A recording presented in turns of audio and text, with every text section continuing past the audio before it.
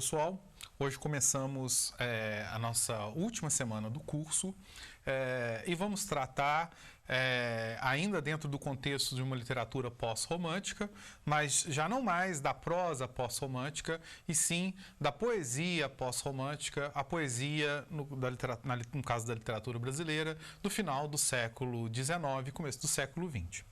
Bem, essa poesia pós-romântica vai se desdobrar principalmente, né, em dois estilos, em dois movimentos literários, conhecidos como parecidos em alguns aspectos, semelhantes em alguns aspectos, mas diferentes em outros, conhecidos como parnasianismo e simbolismo. É justamente sobre os dois que nós vamos falar. Bem, inicialmente o parnasianismo.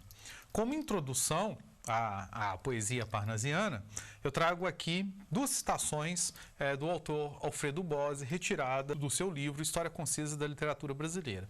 Vai dizer Bose: o realismo se tingirá de naturalismo no romance e no conto, sempre que fizer personagens e enredos submeterem-se ao destino cego das leis naturais que a ciência da época julgava ter codificado, como vimos nas aulas da semana passada.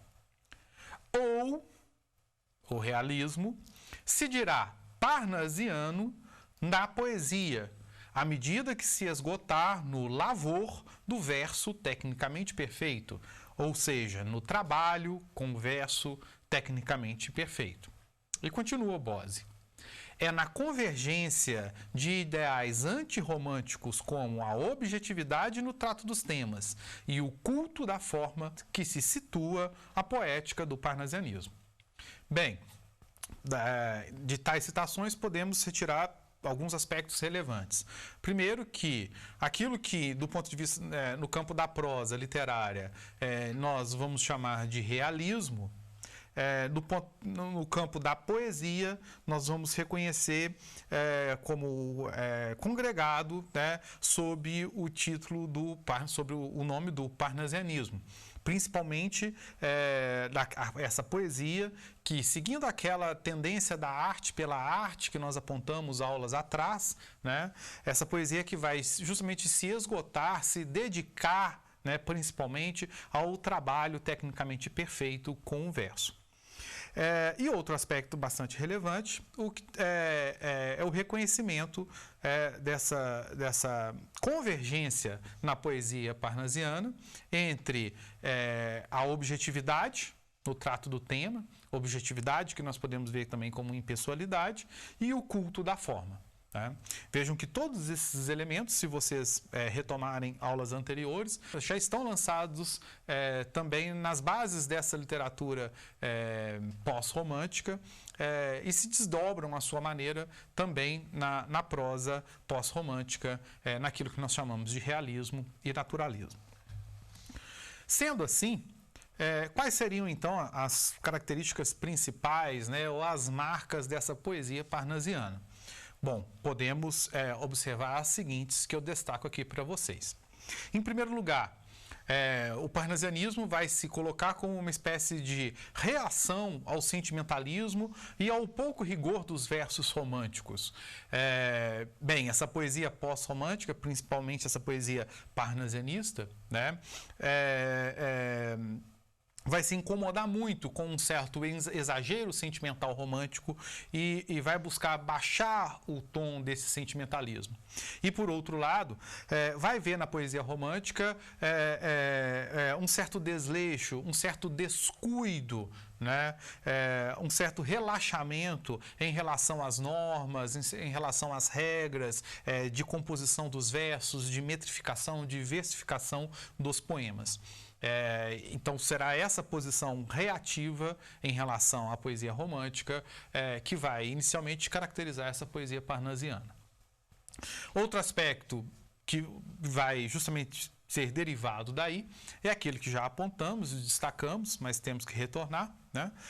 Aquilo que nós podemos identificar como a impassibilidade e a objetividade dessa poesia, ou pelo menos, né, o culto, né, ou o gosto, ou a preferência por essa impassibilidade e objetividade, que vai visar justamente funcionar como uma espécie de controle da emoção, né, para evitar justamente aquele sentimentalismo exagerado da poesia romântica, e que vai resultar numa poesia que nós podemos definir como descritiva, né? Uma poesia descritiva, objetiva, que vai valorizar justamente o aspecto plástico, o aspecto visual das coisas, dos objetos que serão tematizados e abordados em seus versos por essa poesia. Um terceiro aspecto que merece ser observado é o que nós podemos identificar como um certo rigor formal, ou seja, o cultivo de formas fixas e regulares, como o soneto, por exemplo, e um profundo respeito às regras, às normas de metrificação e versificação e aos modelos da linguagem culta. Em decorrência de tudo isso que nós temos apontado, também vai caracterizar essa poesia parnasiana o chamado princípio da arte pela arte. Ou seja, a ideia de que a arte tem como finalidade principal a beleza. A beleza como finalidade principal da poesia e sua justificativa máxima. Daí podemos encontrar tantas vezes na poesia parnasiana uma certa indiferença aos problemas sociais, aos problemas políticos, a tudo aquilo que de certa maneira podemos identificar como externos ao campo da arte, ao campo da literatura, ao campo da poesia, estabelecendo dessa forma uma certa cisão entre o mundo da arte e o mundo da vida, que vai marcar e caracterizar muitas vezes essa literatura parnasiana. Essa concepção de arte pela arte, né, da arte que se justifica por si só, vai redundar também num certo conceito de arte como um objeto puro, vindo daí justamente aquele culto da perfeição que vai se desdobrar no elemento anterior que nós comentamos, que é o rigor formal, né? E essa arte pela arte também vai se desdobrar num aspecto, num de seus aspectos, podemos dizer assim, que é o que nós podemos chamar de arte sobre a arte. Ou seja, um gosto muito comum nessa poesia parnasiana por tomar objetos artísticos como tema dos seus poemas. Daí nós encontramos tanto nessa poesia poemas sobre quadros, sobre vasos, sobre obras literárias, sobre outros artistas de maneira geral. De qualquer maneira, vai ser marca desse princípio, né, um certo isolamento, um certo deslocamento da arte em relação ao mundo, aos problemas da vida em geral. E, por fim, um último aspecto que merece ser destacado nessa poesia é o que nós podemos chamar de uma visão sensual do amor, e que vai se caracterizar justamente por uma figura feminina minuciosamente descrita, uma figura feminina concreta e palpável, né? Que vai dar vazão justamente a outra característica que nós observamos, que é o tom descritivista dessa poesia, né? Essa poesia que vai, de certa maneira, explorar muito esse extrato visual dos objetos que toma como motivo para os seus versos. Bem, como ilustração e exemplo para essa poesia parnasiana, eu trouxe para vocês um trecho de um poema do Olavo Bilac, talvez o principal nome, né, desse momento, um poema chamado justamente A Profissão de Fé, em que o poeta, de certa maneira, nos apresenta sua própria poética, né? São 6 estrofes que eu separei, mas que eu acredito sejam bem ilustrativos de tudo que nós falamos até agora. Dizem os versos de Bilac: imito, e pois nem de Carrara a pedra firo, o alvo cristal, a pedra rara, o ônix prefiro. Por isso, corre, por servir-me sobre o papel, a pena, como em prata firme, corre o cinzel. Corre, desenha, enfeita a imagem, a ideia veste. Cinge-lhe ao corpo a ampla roupagem azul celeste. Torce, aprimora, alteia, lima. A frase e, enfim, no verso de ouro engasta a rima como um rubim. Quero que a estrofe cristalina, dobrada ao jeito, do ourives saia da oficina sem um defeito. E que o lavor do verso, acaso, por tão sutil, possa o lavor lembrar de um vaso de becerril. Bem, gostaria de destacar nesse trecho, né, a temática da arte sobre a arte, né, ou que, de certa maneira, vai restringir o poema à dimensão da arte pela arte, né? E a identificação do trabalho do poeta, né? Como esse trabalho refinado, né? Com o alvo cristal, a pedra rara, o ônix, como simbolicamente o poema vai dizer, como um trabalho perfeccionista, um trabalho detalhista, vamos dizer assim, né? Um trabalho que uma visão da poesia como um objeto valioso, né, como uma espécie de joia, já que o que nós temos aqui nesse poema é justamente a comparação do trabalho do poeta com o trabalho do ourives, do joalheiro. Esse poema, de certa maneira, funciona como uma importante ilustração e uma importante porta de entrada para a estética parnasiana. Bem, além do parnasianismo, uma outra tendência que vai caracterizar a poesia desse final do século XIX é o simbolismo. E em relação a ele, também trouxe para vocês uma citação do crítico Alfredo Bozzi, também retirado de História Concisa da Literatura Brasileira, que vai nos introduzir, então, a poesia simbolista. Dirá o Bozzi: o Parnaso legou aos simbolistas a paixão do efeito estético, mas os novos poetas buscavam algo mais. Transcender os seus mestres para reconquistar o sentimento de totalidade que parecia perdido desde a crise do romantismo. Visto à luz da cultura europeia, o simbolismo reage às correntes analíticas dos meados do século, assim como o romantismo reagira à ilustração triunfante em 89. Ambos os movimentos exprimem o desgosto das soluções racionalistas e mecânicas, e nestas reconhecem o correlato da burguesia industrial em ascensão. Ambos recusam-se a limitar a arte ao objeto, à técnica de produzi-lo, a seu aspecto palpável. Ambos, enfim, esperam ir além do empírico e tocar, com a sonda da poesia, um fundo comum que sustentaria os fenômenos, chame-se natureza, absoluto, Deus ou nada. Bem, alguns aspectos que eu gostaria de destacar nessa citação. O fato de que, como o Bozzi indica, o fato de haver pontos de contato, pontos em comum entre o simbolismo e o parnasianismo, né? Aqui identificado pelo gosto, pelo efeito estético, sim? Mas, fora isso, o que nós temos é o que nós podemos identificar como uma diferenciação. Tá? Se nós observarmos bem aquilo que o crítico comenta, podemos dizer que o simbolismo é uma espécie de retomada, né, de certos ângulos, né, ou de certas abordagens compatíveis com o romantismo. Uma certa crítica da racionalidade, do racionalismo, da mecanização do mundo, né? Uma recusa a compreender a arte meramente como a construção de um objeto a partir de uma determinada técnica, né? Mas sim em ver a poesia como algo que vai remeter a uma certa realidade ou uma certa dimensão superior, uma certa dimensão transcendente, uma certa dimensão posta além da dimensão empírica do mundo concreto e do mundo real.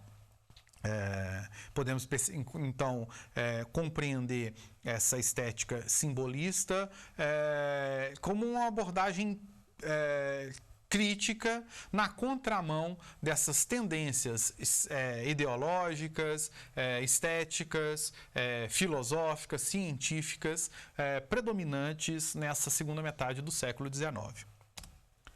Bem, sendo assim, vamos enumerar então as principais características dessa poesia simbolista. Em primeiro lugar, o que nós podemos destacar é um certo primado da subjetividade, né? Ao contrário do parnasianismo, né, que vai primar justamente pela objetividade. Sendo assim, vamos encontrar nessa poesia simbolista, ou vamos identificar nessa poesia simbolista aquilo que nós podemos chamar de um eu profundo, um eu que vai, um eu postado para além do mundo lógico e do mundo consciente, né? Ou seja, um eu que se situa para além dos limites da racionalidade, da consciência, aberto ao inconsciente, ao místico, ao sobrenatural. Um eu constituído a partir de vivências vagas e vivências fluidas, opostas à objetividade, à concreção do mundo empírico. Do ponto de vista da linguagem, né, também alguns aspectos merecem ser destacados, né? Já que a linguagem simbolista vai buscar se apresentar como uma nova forma ou uma nova linguagem que seja capaz de dizer o indizível, que seja capaz de dizer aquilo que se não manifesta objetivamente, concretamente, aquilo que está situado em outra dimensão, além desse mundo lógico, além desse mundo consciente, aquilo que está situado nesse mundo de vivências vagas e de vivências fluidas. Daí podemos identificar nessa linguagem certos hábitos, certas preferências, como, por exemplo, o uso de neologismos e de arcaísmos, ou seja, palavras novas ou palavras estranhas que buscam, né, dizer o mundo de uma maneira nova, de uma maneira diferente, de uma maneira também estranha, que permitam uma nova visão, uma visão distinta do objeto e das coisas. Há certas combinações vocabulares inesperadas, né? Certas metáforas construídas a partir de elementos pouco comuns ou pouco usuais, considerando o repertório poético vigente até então.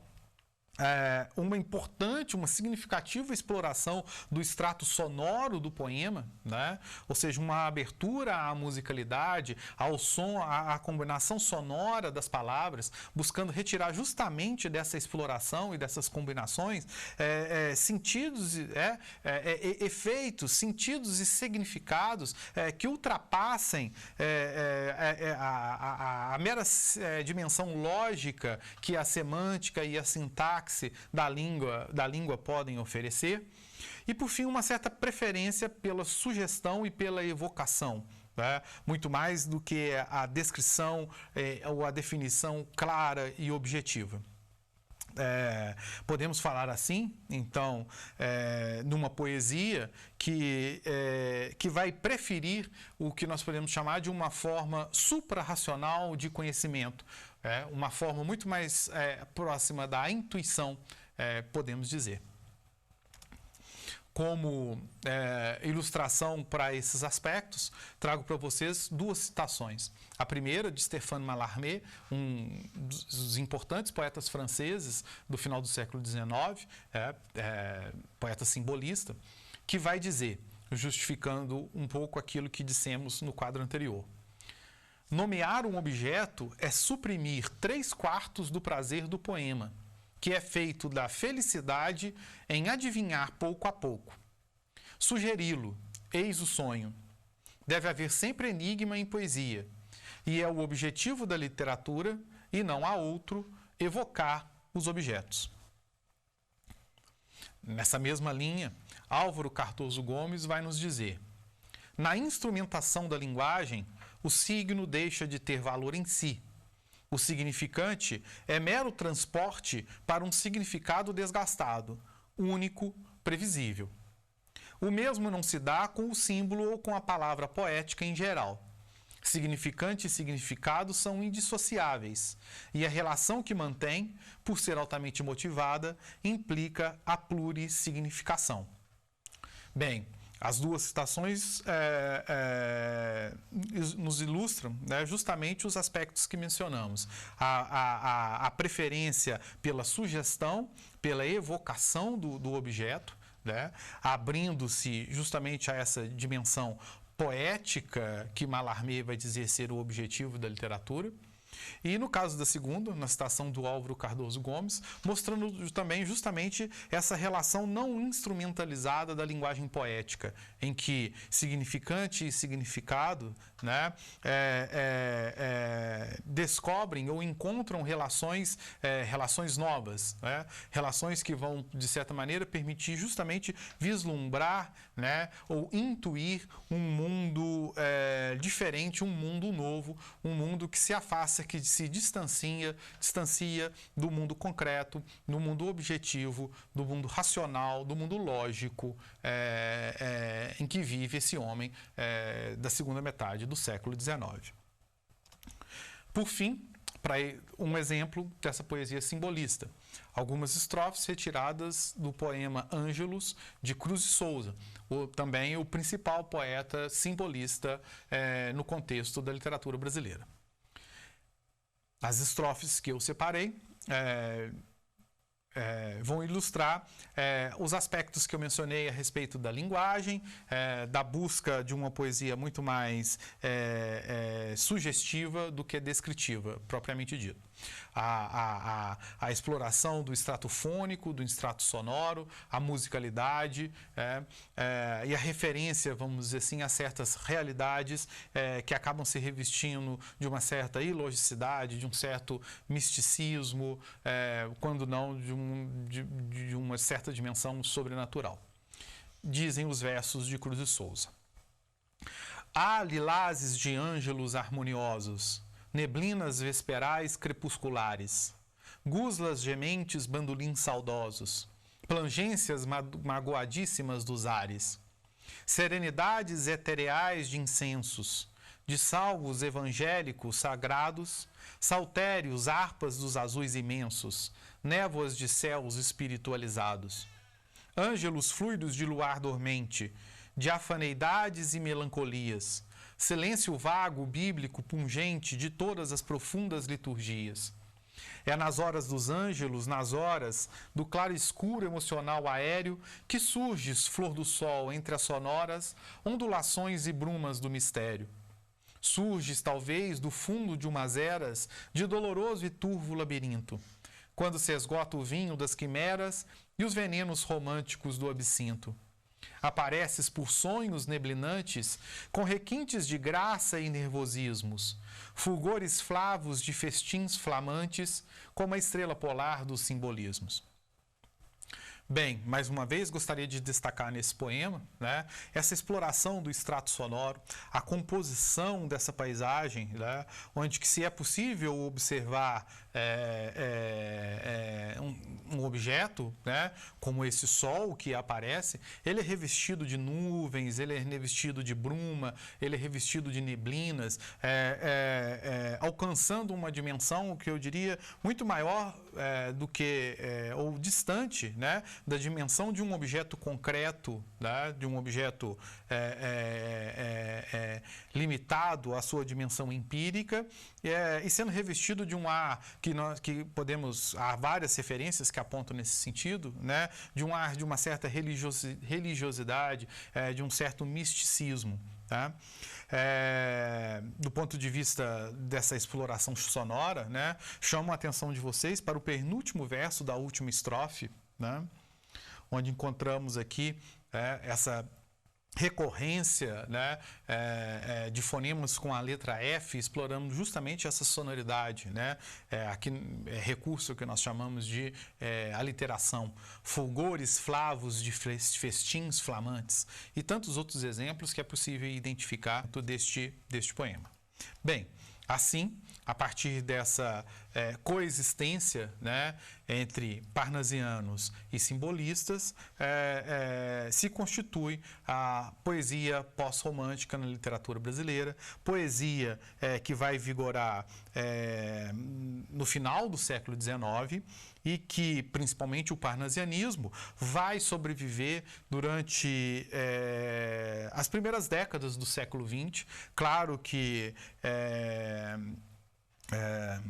em dimensões mais diluídas, podemos dizer assim, mas vai sobreviver como um certo modelo de literatura predominante até que a vanguarda modernista venha propor à literatura brasileira um novo caminho, uma nova concepção.